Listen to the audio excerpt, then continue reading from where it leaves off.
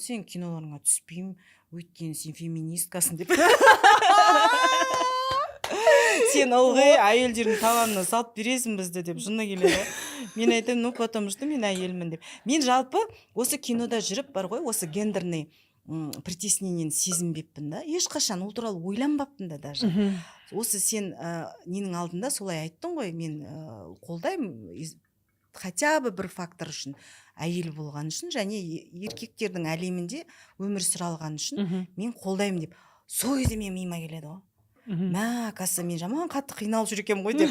Мен оны қазір мен мысалға сол туралы ойлана бастадым. Шынында да әйел адамға бұл индустрияда выживать ету өте қиын. Өте қиын. Тіптен былай мысалы мынандай жағдай болады. Әйел болған кезде кез келгенде барлық жерде еркектер басқарып отыр ғой, шыннап келген кезде. Олармен мысалға еркек болсаң тіл табысу оңай. Олар баняға бару мүмкін бірге, рыбалкаға бару мүмкін бірге да.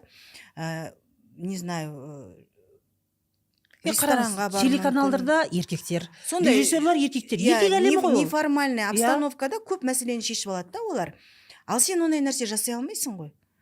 Содан кейін сен тек қана еңбегіңмен, тек қана нәтижеңмен ғана жүресің. Бостандық үшін сен сана